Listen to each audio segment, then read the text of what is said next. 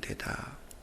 하나님께서 이 새벽 우리에게 주시는 말씀은 에스라 6장 22절 말씀 합독하시겠습니다.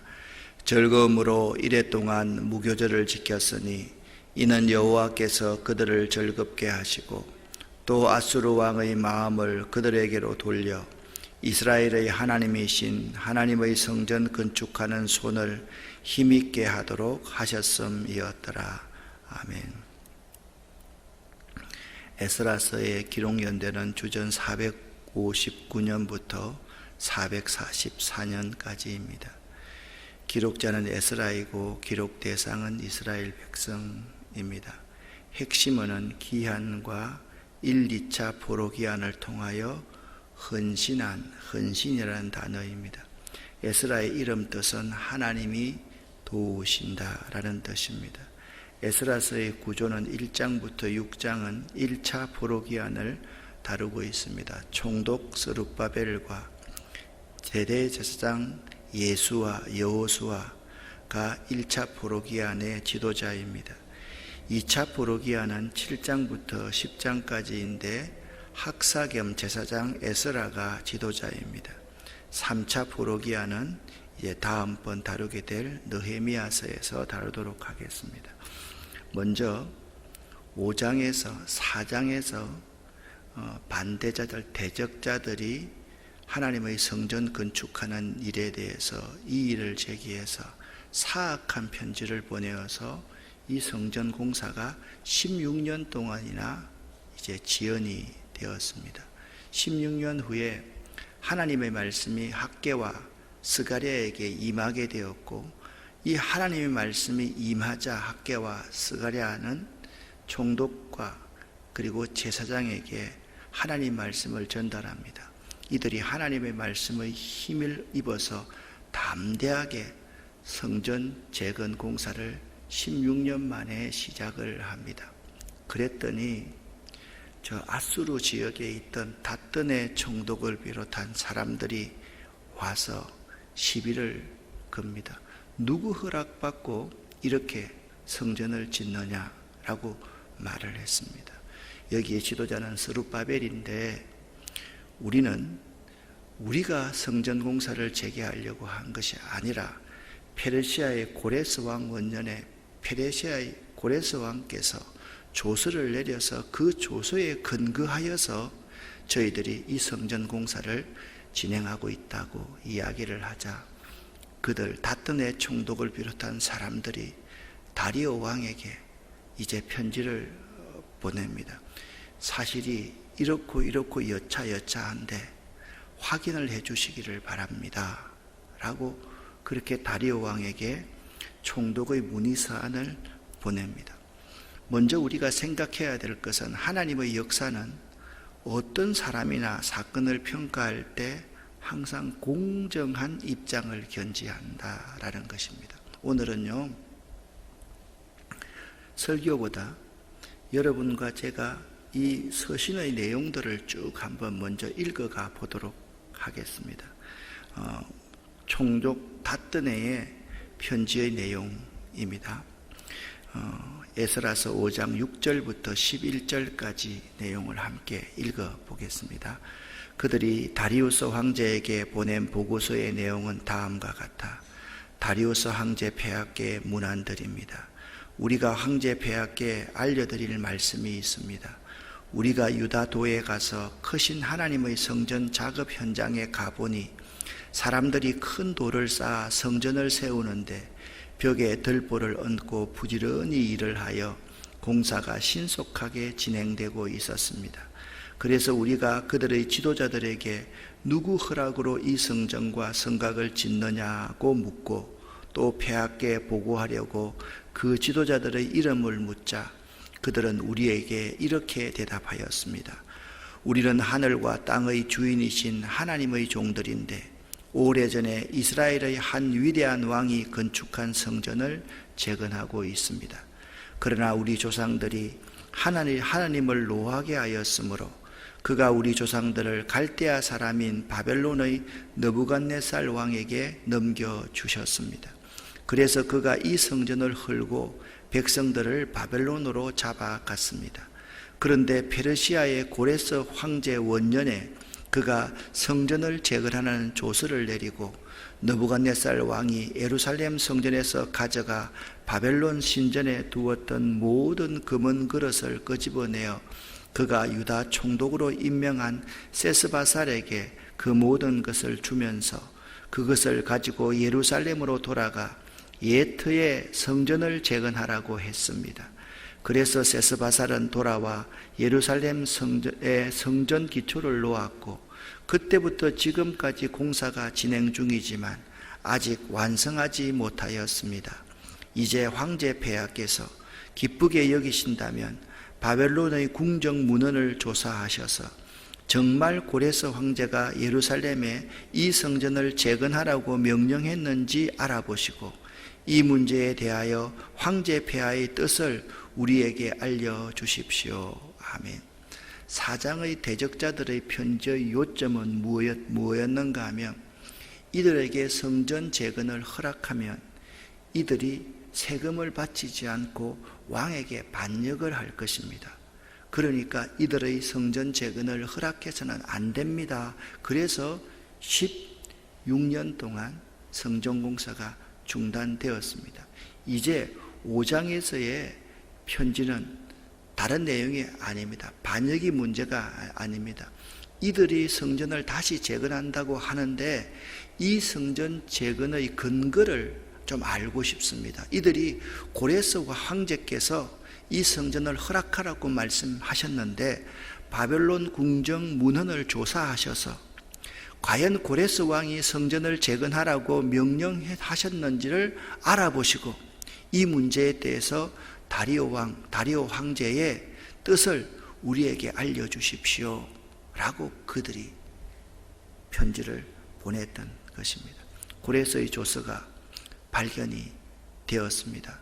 자, 고레스의 조서가 발견되고 1절부터 7절까지는 고레스의 조서가 발견된 내용이고 8절부터 12절까지는 다리오 황제가 그 조서를 보고 명령을 내리는 내용이 기록되어져 있습니다. 1절부터 7절까지를 세 번역으로 읽어보겠습니다. 이에 다리오 왕이 명령을 내려 바벨론에서 옛 기중본들을 두는 서고들을 조사하도록 하였다. 메대 지방 앙메다 궁에서 두루마리 하나 발견되었는데 거기에는 다음과 같이 적혀 있다. 고레스 왕 1년에 왕께서 예루살렘에 있는 성전에 관하여 칙령을 내리시다. 희생제사를 드리던 바로 그곳에 성전을 다시 세워라. 기초를 튼튼히 다지고 성전의 높이와 너비는 각각 60자가 되게 하고 벽은 돌 3겹에 나무 1겹씩 쌓아라. 비용은 국교에서 대주어라.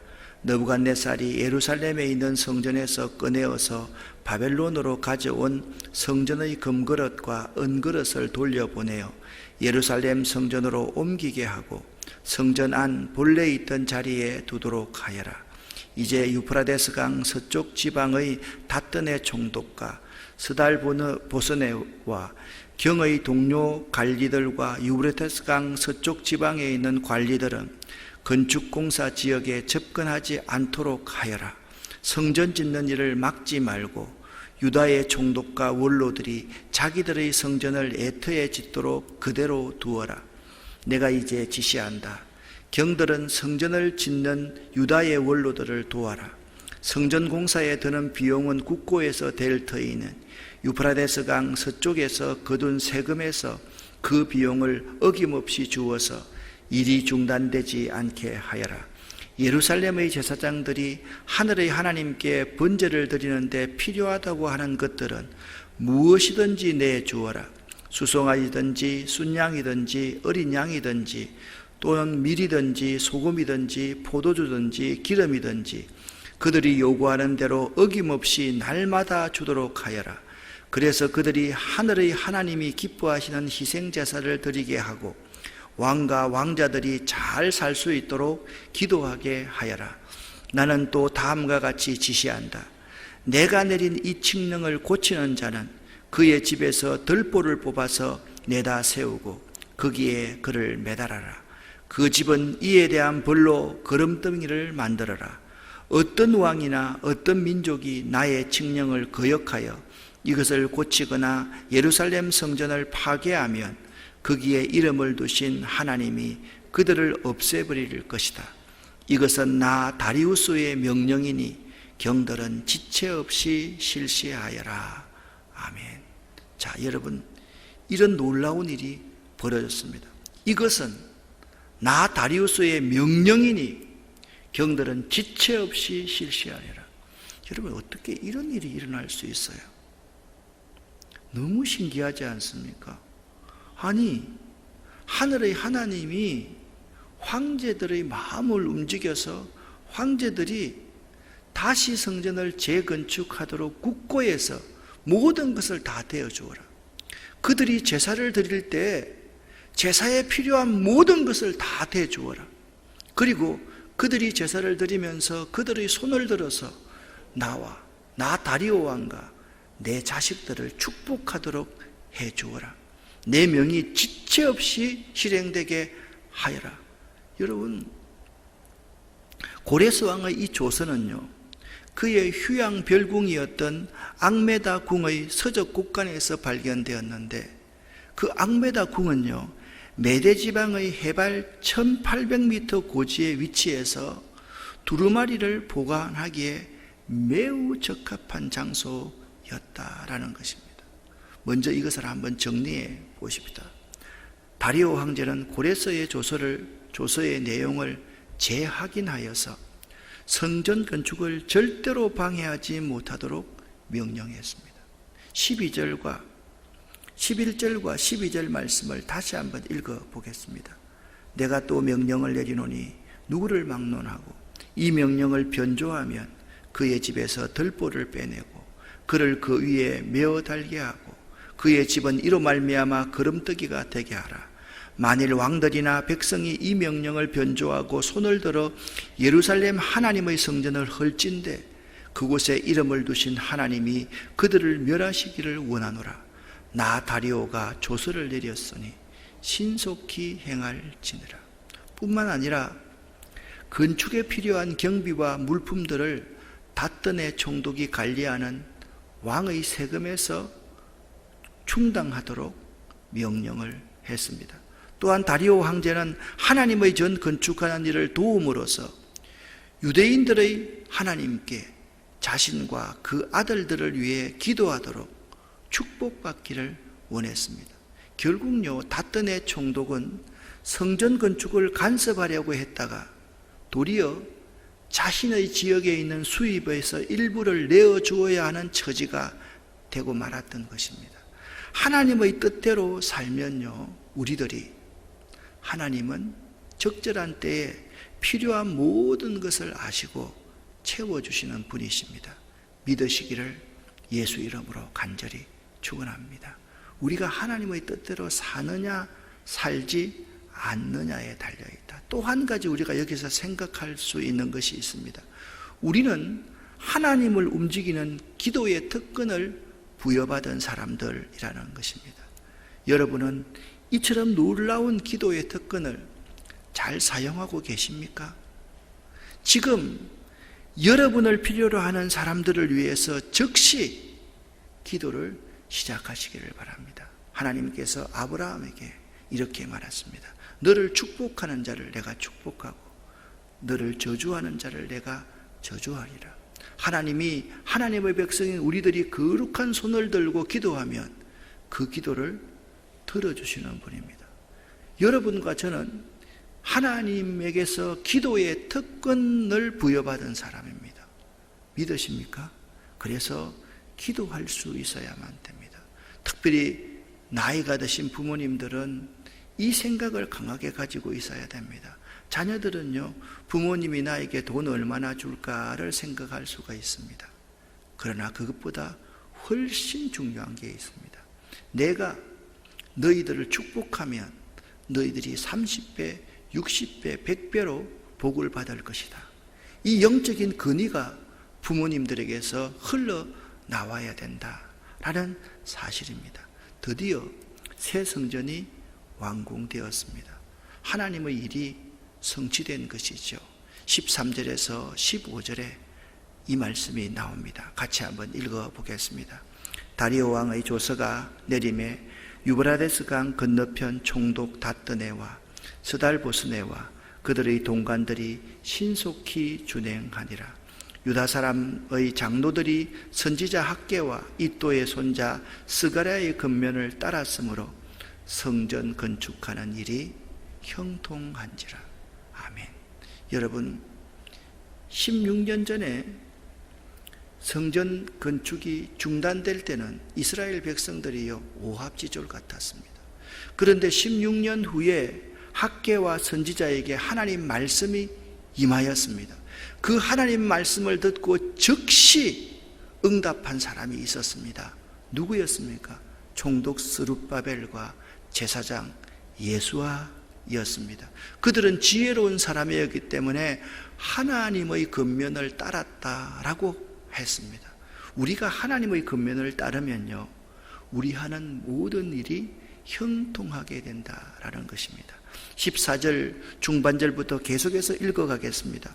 이스라엘 하나님의 명령과 바사왕 고레스와 다리오와 아닥사스다의 조서를 따라 성전을 건축하며 일을 끝내되 다리오 왕 제6년 아달을 3일에 성전 일을 끝내니라. 아멘. 여러분, 다리오 왕 2년까지 성전 건축의 역사가 중단됐다고 말씀을 드렸죠. 그러니까 다리오 왕 6년에 끝났으니까 16년간의 성전 건축을 못했던 곳이 있었으니까 2년에서 6년이니까 20년 만에 성전이 건축된 것이죠. 이것을 전체적으로 한번 요약을 해보겠습니다. 하나님의 일은 하나님의 명령과 섭리로 이루어집니다. 그러므로 우리들은요, 하나님의 섭리의 손길을 바라보는 영적인 눈을 가지고 있어야 됩니다. 굳건한 믿음이 무엇입니까? 믿음은 바라는 것들의 실상이요, 보지 못하는 것들의 증거라고 그렇게 히브리서 11장에는 말씀하고 있습니다. 우리들은요, 하나님의 일을 할 때 하나님의 섭리의 손길을 바라보며 굳건한 믿음의 눈이 흐려지지 않도록 조심하여야만 합니다. 여러분, 안디옥 교회를 이제 지도하게 되었던 바나바가 안디옥 교회에 가자마자 본 것이 안디옥 교회 재정이 얼마인가, 교인들이 몇 명인가, 그것 보지 않았습니다. 그 위에 있는 하나님의 은혜를 보았다라고 사도행전 11장에 말씀하고 있는 것입니다. 하나님의 일은요, 우리가 믿음의 눈을 굳건하게 들고 하나님의 섭리를 볼 수 있어야지, 우리가 이 땅을 바라보고 이 세상을 바라보면 하나님의 일이 진척되지 않는다라는 것입니다. 두 번째입니다. 악한 자의 해방이 하나님의 일을 하면 악한 자의 해방이 반드시 있을 수밖에 없습니다. 그런데요, 하나님의 일이 중단되면 우리는 반드시 이런 사람이 됩니다. 게으르고 나태하고 안이하게 된다는 거예요. 자기만 생각할 수밖에 없는 사람이 된다는 거죠. 어제 여러분 학개 1장 1절부터 5절까지의 말씀을 함께 읽었지 않습니까? 거기에 뭐라고 말씀을 하고 있습니까? 하나님의 말씀이 임했습니다. 여러분, 하나님 성전을 다시 재건하십시다 라고 16년 만에 학개와 스가랴 선지자가 이야기를 하였더니 온 백성들이 벌떼처럼 일어나서 이런 말을 합니다. 지금 이 성전 건축할 시기입니까? 지금 우리에게 무슨 돈이 있습니까? 대적들이 아직까지 우리를 죽이려고 모함하고 있지 않습니까? 안 됩니다, 못합니다 라고 말했습니다. 그때 학개 선지자가 이렇게 스가랴 선지자와 함께 그들을 꾸짖습니다.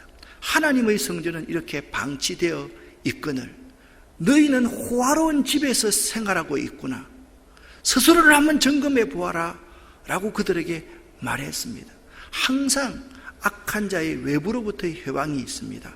그리고 우리들의 게으름과 나태함과 안이함과 적당히 행함으로 말미암아 하나님의 사역이 중단되었던 것처럼 우리들도 사탄의 유혹과 우리 자신의 타락, 게으름과 나태함과 안이함이 언제나 큰 방해거리가 되므로 조심하고 또 조심해야만 된다라는 거죠.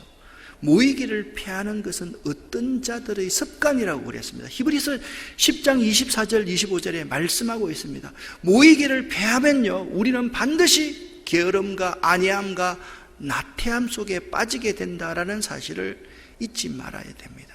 여러분, 하나님의 일을 하는 사람도 마찬가지입니다.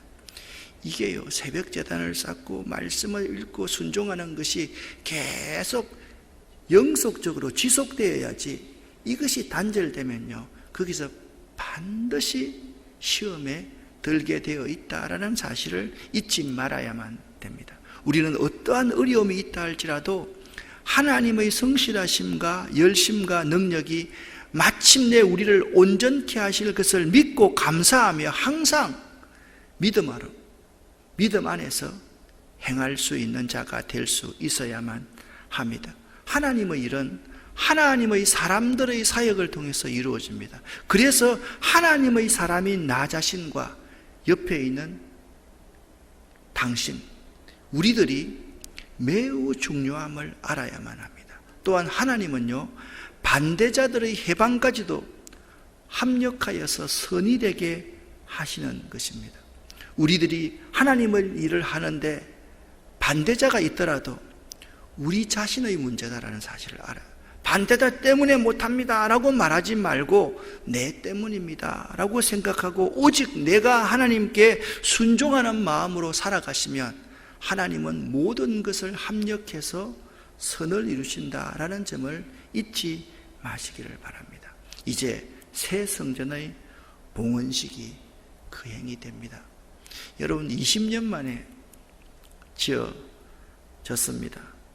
다리오 왕 아달월 12월 3일에 완공되었다라고 말씀하고 있습니다.